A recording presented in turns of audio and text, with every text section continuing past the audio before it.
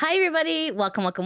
It's Adina Kazawa here, and today we're going to be getting into some VTuber Newsy news. But before we do, please make sure to smash subscribe, hit the like, ring the bell. And guys, do you know that I stream on Twitch? Head over to Twitch, and if you're at work, leave me a lurk. And guys, if I sound a little bit different today, it is because I am still cutting over a very, very bad cold. But here, this is one way you can tell that I'm not an AI because I catch viruses. I technically speaking, guess AIs can catch viruses too, but I'm a human. Anyways, on to our very first piece of Newsy news. This is Holostars, and Holostars is a male VTuber group of Hololive production, initially operating under a separate agency. Auditions for the group began in May 2019. So just to give you guys some context here, this was posted by Cover on April 3rd, essentially saying that they were making changes to Holostars management, where they were removing all of structure and all the support. So then this is posted on the NIJISANJI subreddit. This is posted by the Toxic Corgi, saying apparently the person in charge of Stars' X account is no longer there. Okay, so you can see here, this is a screenshot of X by Nunu Kenji saying, question, why doesn't the official Holostars celebrate their 7th anniversary? Answer, because the person in charge of X is no longer there. Sorry, let's see what some people on Reddit are saying. Sherlock says, so that's why I saw Fubuki's alt greet them with a happy anniversary. The Black says, Cover is not doing a good job of making people think that they're supporting the remaining members. Hell, they could at least let the Holo EN Stars account tweet about the anniversary. That one's still active. Firebrand says, with the last 6 JP stars now doing all their own promotion by themselves, I guess a social media manager also lacked the incentive to stay. Medical Fan says, so we will continue to support the talents who will keep pursuing their activities going forward. And yet not even a Omededo tweet, F this. Metasage says, say what you want about the Holostars, the company, what Yagu says, what the talents have said, or what the announcement said, etc. But at the end of the day, actions speak louder than words. The actions of everyone involved, as I see it, show that the company believes Holostars JP are as dead can be, and that there are no plans to invest in their future at all. It's a sad situation. Mr. Shadow says, but Yagu said he will support the remaining members though. He wouldn't have lied, right? Not even 2 weeks since the statement. Himura says, Yagu, we will support our talents. Me, what support? Raiku says, as I said when the news broke, Cover is doing the Japanese tradition of put you in a corner and do nothing so that you will quit and we don't have to fire you. I don't know why anyone is surprised. Affectionate says, social media managers cost money is the long and short of it. I highly doubt that they paid someone to manage the account given that they're cutting operational costs to the bone to try and stop the bleeding. This is Astalita, and Astalita is a male Japanese virtual YouTuber of Hololive's branch Holostars. He's a member of the 2nd generation known as Sun Temple. So why are we talking about Astalita? So this is posted on the Holostars X account. This is posted by Orax saying Astal taking a jab at Cover. This is a screenshot of Astal saying, hey Cover, mind passing me the official Holostars X account? Because obviously they didn't celebrate the anniversary, and which is a big deal. So let's see what some people on Reddit are saying. This is a screenshot posted by Kanada Dezuru saying, Kafu-san, it's the 7th anniversary and yet the official account is dead silent. This is bad. Notice it quick, at least for appearance's sake. Somebody, an adult. Chaos says, I personally think Cover should just hand off the Holostar stuff to Astal. They obviously don't hold it in high enough value anyway. So anyways, guys, what do you think of Hololive not allowing Holostars to have funding for a social media manager? Should they just be giving over the handle over to Astal? Let me know in the comments below. Okay, guys, on to our next piece of news. Hey, are you enjoying the video so far? If so, make sure to come follow me on Twitch. I stream daily over there. Additionally, you can catch my gaming content on my YouTube channel, Lydia VTuber Plays. All right, back to the video. Okay, guys, on to our next piece of news. This is Ver Vermilion, and Ver Vermilion is a male English language virtual YouTuber affiliated with NIJISANJI 7th Wave XEO, and this is Pride Month, and Pride Month is a global observation celebrated every June to honor the lesbian, gay, bisexual, transgender, and queer LGBTQ+ community. It serves as a joyful celebration of culture, diversity, and love, and active acknowledgement of ongoing fight for civil rights and equality. Okay, and this is Men's Mental Health Month, and this is from the Canada.ca website. It says here, June is recognized as Men's Health and Mental Health Month, is dedicated to breaking the stigma of stoicism, addressing the fact that men account for the vast majority of completed yidicides, encouraging open conversations and professional help seeking among men. So why are we talking about Ver Vermilion, Pride Month, and Men's Mental Health Month? Well, guys, this is posted on the NIJISANJI subreddit. This is posted by Niji Sociopathy saying, NIJISISTERs having a normal one once again. So you can see here, this is a screenshot of Ver Vermilion's X account that was posted on June 2nd, 2026 at around 14:04 o'clock saying, June is also Men's Health Awareness Month,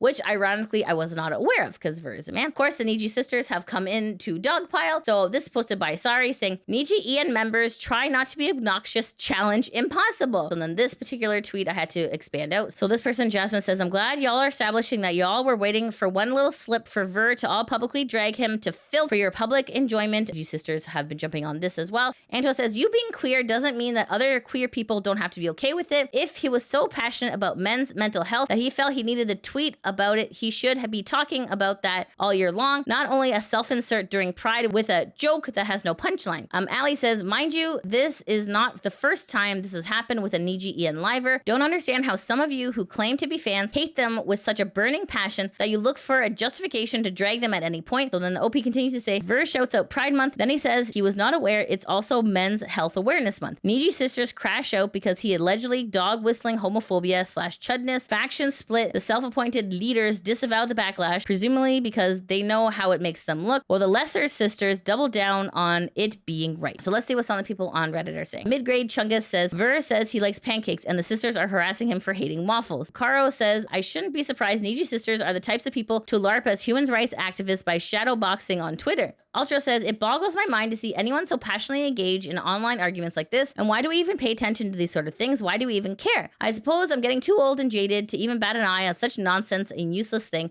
Let them fight if they want to. Millie says, Men's Health and Pride Month go hand in hand. It's been like that since as long as I can remember. Why is this an issue now? Melissa says, all too common reaction for even mentioning that men have an issue in any way. Sleeping Koi says, who would have thought the most welcoming and loving community turned out to be vile when given the chance? They attack him and his race instead of providing valid criticism or at least ignoring the post. Mind you, he posted Happy Pride Month before his post about Men's Mental Health Awareness Month. Anyways, guys, what do you think of the NIJISISTERs dogpiling on Ver in regards to Men's Mental Health Month? Let me know in the comments below. Okay, guys, on to our next piece of Newsy news. This is CMO3 file, and a CMO3 file is a proprietary file used by Live2D Cubism editor. It contains a complete working model, including all art meshes, deformers, physics settings, and animation keyframes. It functions like Photoshop PSD or Blender.blend file for a rigged 2D avatar. And this is a MOC3 file, and a .moc3 file is the primary compiled model data format used by Live2D Cubism. It's used for embedding models into software like VTube Studio, games, or the Live2D Cubism viewer. So why are we talking about the CMO3 file and the MOC3 file? Well, guys, just to give you some context here, over the last bit, there was a fight online between model riggers and paying VTubers. Just to give you some context here, these are kind of like the two opposing opinions here. So this is posted by Winter Puppy, and this is posted on May 30th, 2026 at around 7:17 p.m. And Winter Puppy says, riggers, if I'm paying you to rig my model, that file should also go to me. I paid for it. It is my model.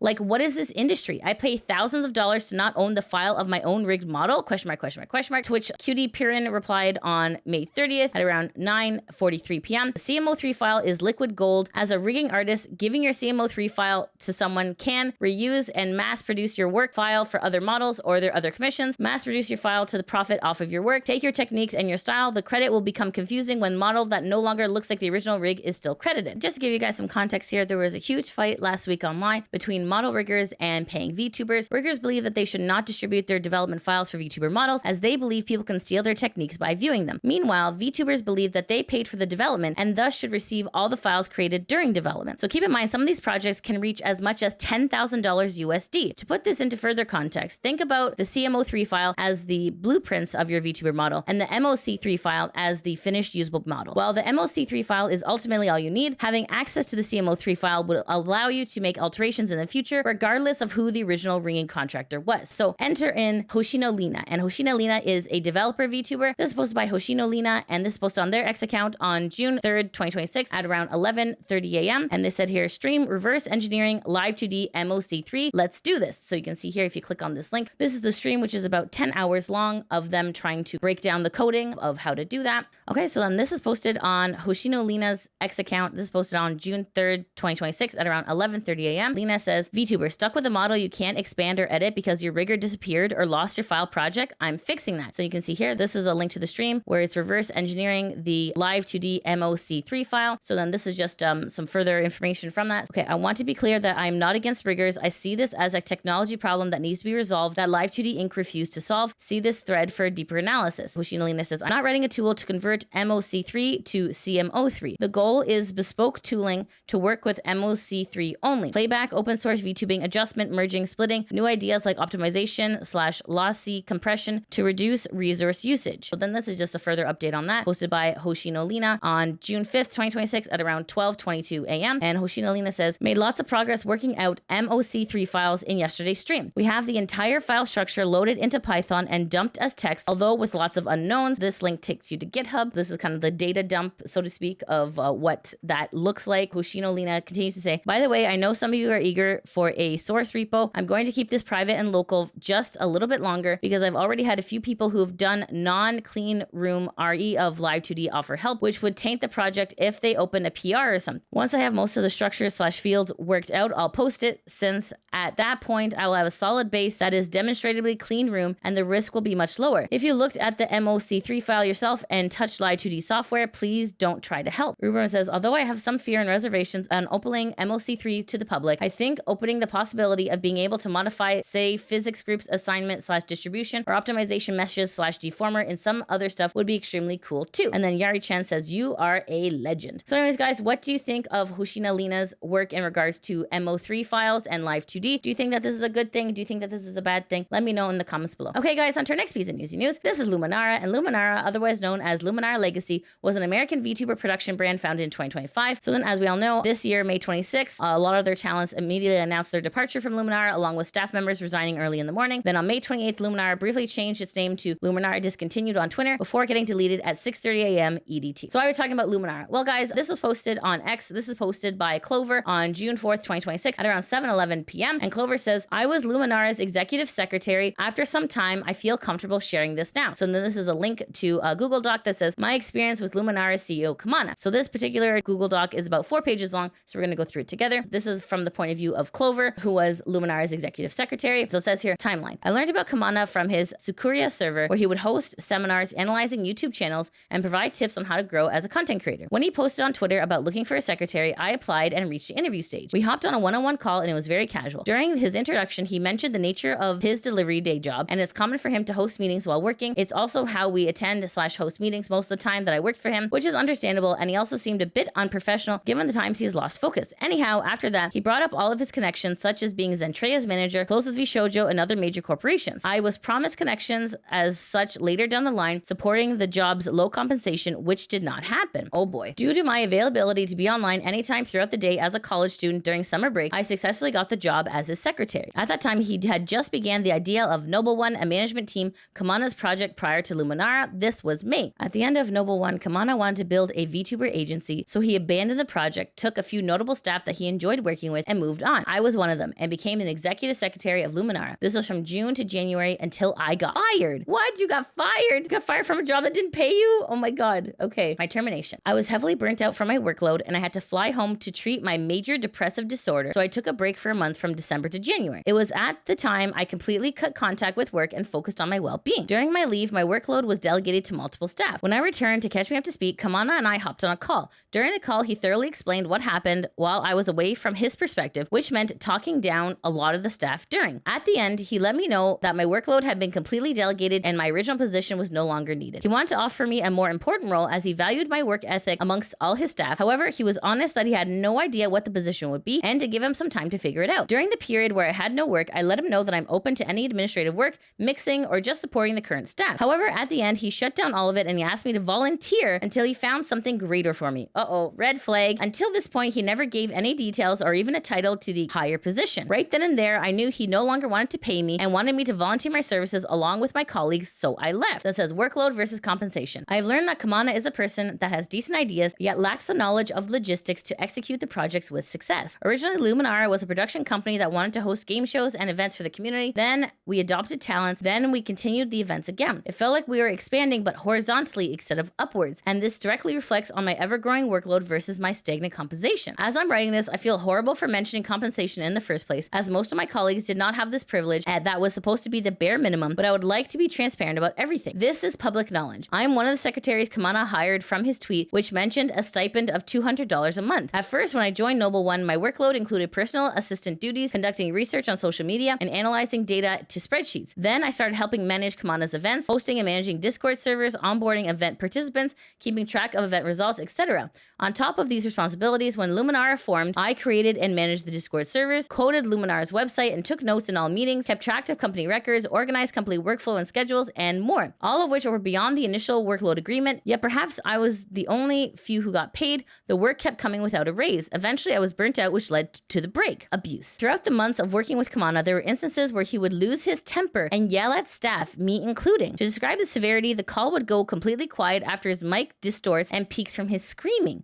What the frick? Oh my god. I was also witness to his mistreatment towards Kazu Keseki. So if you click on this link, it goes to this post, which we're going to read through in a minute. To give an example, in one of our calls, our team was informing ourselves about cybersecurity as there were new methods appearing and we wanted to be careful. For a reason I forgot, I believe he wanted her to be mindful in regards to the topic, but what I witnessed was him lashing out at her. It sounded like he was screaming at the very top of his lungs. In the midst, he also directly doxed her in front of all the staff attending. Oh my god. It was difficult and heartbreaking to watch as there is nothing much that can be done in the situation. And it says inappropriate comments. During calls between the staff, Kamana would make inappropriate comments about his sex drive. Oh my god, or how great he is in bed. Oh my god, these are the words of a CEO. I was a witness to those comments on multiple instances. He would word it as half joking and half bragging to the attendants in the call. Those comments are extremely uncalled for and inappropriate in a work setting, especially during a work call. It made me extremely uncomfortable during these moments. That's an understatement. Oh my god, transphobia. Oh geez. There was an instance where someone in the staff made a transphobic comment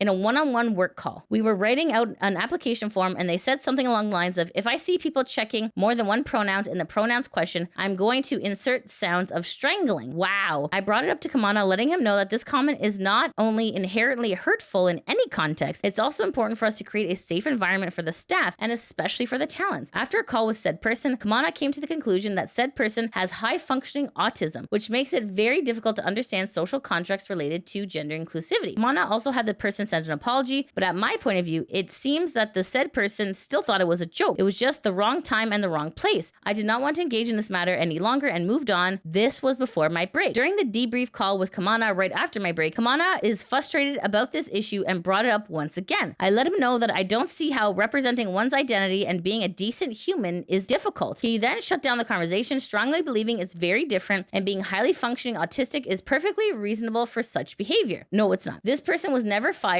and nothing was done about this. To the talent. All of you joined Luminara in hopes to grow and improve as a content creator to create content that makes people smile. You joined with different goals and dreams in mind now that a corporation is able to support you. I am so sorry that Luminara failed you and your trust. And I wish I could have done more and given a proper goodbye before I left, but our time was cut short. I was removed everywhere the moment I left. Now that all of you are pursuing your endeavors independently, I know all of you will bring your very own spark and brighten those around you wherever you go. Thank you for trusting me and the staff, letting us support you in the short few months of your content creation journey. If any of you need anything, I am one message away. I wish success, fulfillment, and happiness in all your future. Even if we're separated, know that I will always support you all wherever you go, and I'm very proud of you all. So that was a statement from Clover on her experience working with Luminara CEO Kamana. So this particular tweet that is mentioned in the Google Doc is from Kazu Keseki, and Kazu Keseki is a YouTube partner with over 2 million plus views and a voice actor, and according to this Google Doc, they were dating the CEO. So this posted on Kazu's X account. This is posted on May 27th, 2026 at around 5:54 p.m. And Kazu says, I dated and lived with Kamana for 2 years. I broke up with him in February of 2026 due to mistreatment. Since then, I had no affiliation with Luminara. My heart goes out to everyone affected, hurt, and manipulated. I am just as guilty of being used by this man, but we are not to blame. Please know you are not to blame for Kamana's actions. One of my biggest regrets is that I didn't leave him sooner. I was so persuaded by the promise that he would be a better person and a better boyfriend that I stayed waiting 2 years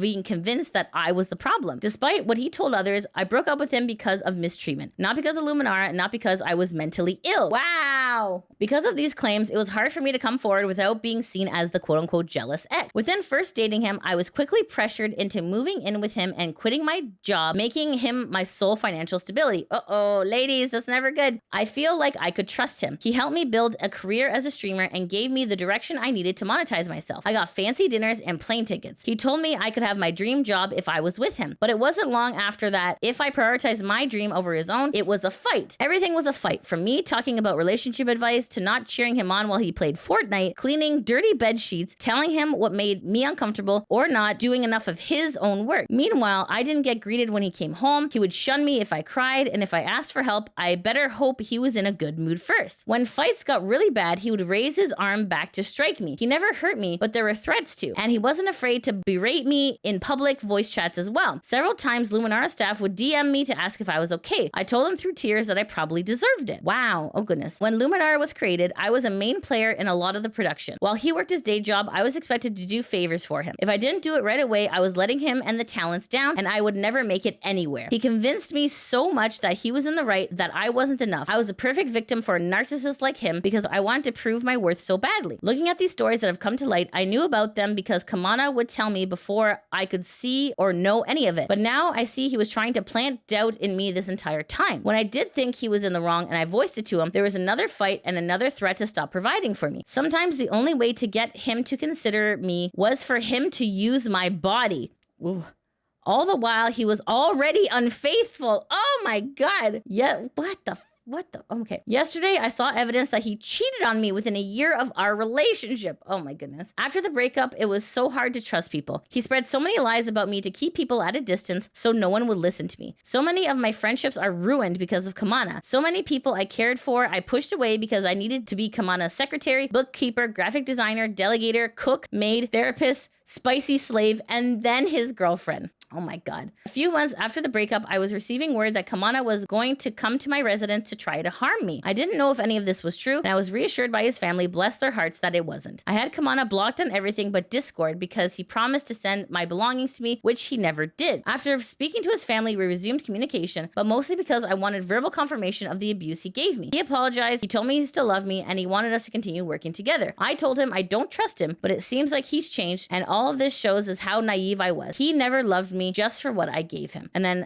Kazu continues to say, thank you everyone who encouraged me to share my story. I'm scared, but I think this is how I might actually finally feel free. Everything I shared in the statement is based on my personal experience and understanding of events. My intention is not to harm him or encourage harassment towards him. I spoke up because I felt my own reputation, friendships, and opportunities were being affected by narratives I believed were unfair or misleading, including situations where people believed we were still together. I understand others may have different perspectives on their relationship, but from my experience, I did not feel treated with respect, honesty, or care that I deserved. I did not make any statement out of spite. I responded honestly when people approached me, and I shared my own experience as I lived it. This will be my last message on the matter. I do not wish harm, harassment, or danger towards him in any way. I genuinely hope he grows, reflects, and becomes a better person moving forward. Thank you all for reading. Now, that is a very heartfelt statement, a roller coaster of emotions. Okay, so let's see what some people on X are saying. Victoria says, I'm so sorry you went through this. You didn't deserve it. You deserve so much more. The only good thing that came out of the meeting with Kamana was meeting you. You are very sweet. You deserve the world. I hope you find healing and reach your dreams. And Ricky says, I'm so effing sorry you went through this and so effing proud of you for speaking out against such evil.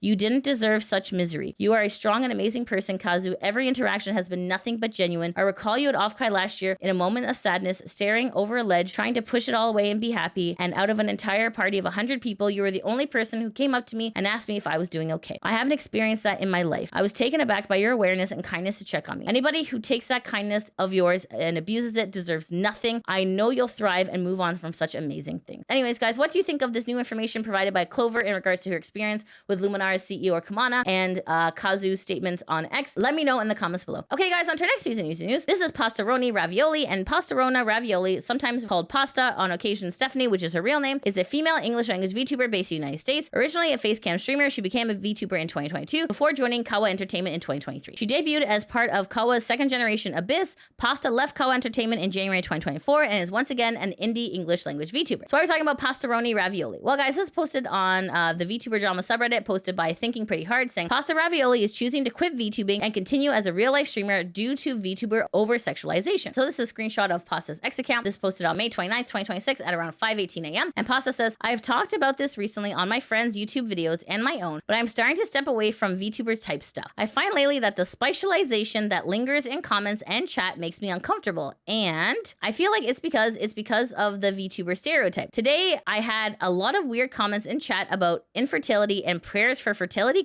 And by God, please stop. It's weird and I don't like it, and it literally ruins the vibe of the stream. You will see more face cam or just no cam stuff from here on out. I'll use a VTuber for certain sessions, but I'm most likely not going to use a VTuber for streaming for a while. Let's see what some people on Reddit are saying. Mad Noir says, yes, the famously respectful fans of IRL female streamers. The sexualization happens a lot lot in the streaming sphere, regardless if you're male or female. Tim Watt says, VTuber fans are adverse to hearing anything that could imply that this community is full of weirdos, but it is. Real life streamers have creepy fans too, but being a VTuber leads to specialization in a different way. Drawing corn of a VTuber is common, whereas previously the same isn't widely available for IRL streamers. Jokes and breast sizes are common. Because there's a separation between the VTuber and the actual person, people rely on pervy anime humor, and VTuber/anime fans are pretty weird. People feel more openly comfortable to make these kinds of comments in VTuber chat or comment. That said, there's a lot of VTubers where this is not much of a problem and who have a much larger audience than Pastaroni, even some with unmoderated chat, which might just come down to a persona and making boundaries clear amongst multiple avenues. Robin says, I think this is a conversation a lot of viewers will dismiss out of defensiveness or deflect with jerks are everywhere. But honestly, I don't know what it is that makes the difference. The avatar creating an extra layer just to make it easier to objectify the character, or just anime culture in general. But there's so much weird crap around the VTubing community. Yes, as an IRL streamer, you will still face normal misogyny, but that unfortunately is what you are at least used to from existing in the real world. At least no one is calculating your breast size or tracking your ovulation patterns or making weird lewd fan art of you as a child or whatever the hell else. Sanji says, understandable. I hope things get better for her. So anyways, guys, what do you think of PastaroniRavioli quitting VTubing and going back to regular IRL face cam?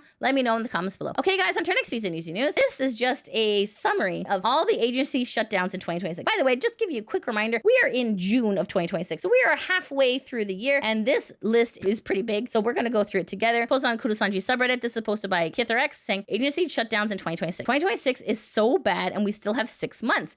The closed agencies in 2026. We got VLash, which was January 2026, status fully disbanded. Ikage, which is March and April 2026, status fully dissolved. Vols, April 30th, 2026, status fully shut down. Rimi Risu, April 2026, status roster liquidated / operational suspension.